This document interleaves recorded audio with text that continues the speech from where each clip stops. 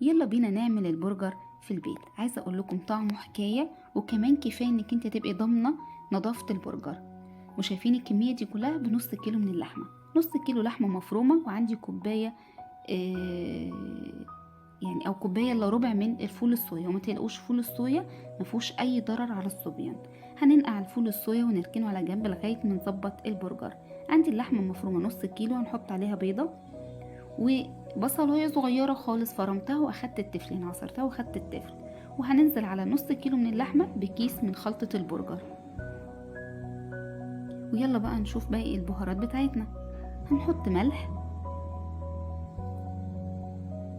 فلفل اسود، وناخد بالنا علشان الخلطه ساعات بيبقى فيها ملح، وفلفل اسود، ومعلقه صغيره توم باودر، ومعلقه صغيره بصل باودر، ومعلقه صغيره من البابريكا. ودي البهارات بتاعتنا. ويلا بقى نعجن الكلام ده كله مع بعض. ولغايه ما نعجن اللحمه اكيد هيكون الفول الصويا اتنقع كويس، وهنصفيه كويس خالص من الميه وناخده على اللحمه. ويلا نخلط الكلام ده كله في الكبه. وده شكل اللحمه بعد ما ضربتها في الكبه. ولو مش حابه تعملي في كبه ممكن تعجني بايديكي لغايه ما توصلي للشكل ده. وده البرجر بتاعنا. شايفين الكميه اللي طالعه من نص كيلو اللحمه وكوبايه فول الصويا. عايزه اقول لكم بجد يا جماعه طعمه حكايه حكايه حكايه.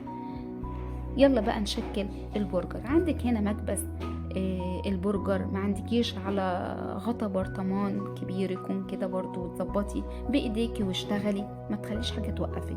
يلا بينا ناخد قطعه برجر او قطعه لحمه ونعملها كوره بالشكل ده وهننزل بيها في المكبس.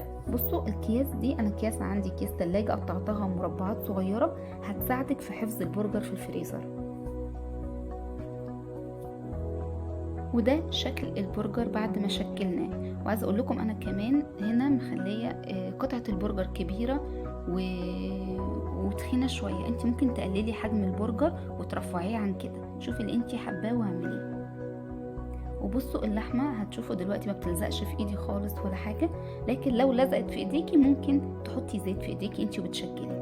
ويلا بقى نضغط على قطعه اللحمه عشان تدينا شكل البرجر.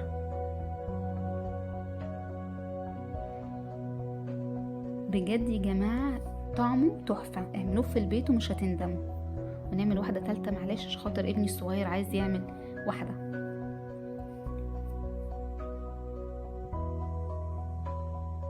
دي خلاص على ايده يا ناس.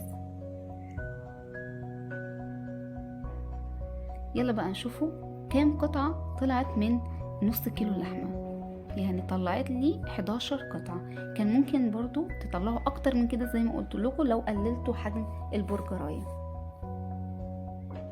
وبعد كده هنحطه في الفريزر قبل ما نساوي البرجر. ولما نيجي نساوي البرجر ما بنغرقش الطاسه بتاعتنا او الجريلا بتاعتنا زيت، هي دوب دهنة زيت علشان البرجر بس يتشوي مش يتقلي.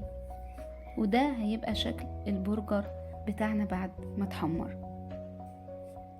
وبقى يلا اعملي سندوتشاتك وشوفي الحشو اللي بتحطيه وصوصاتك، واعملي بقى احلى سندوتشات برجر مضمونة في البيت وطعمها حكاية وبجد تحفة. لو عجبكم فيديو النهاردة ياريت لايك وشير وسبسكرايب للقناة وفولو بصفحة الفيسبوك. باي باي.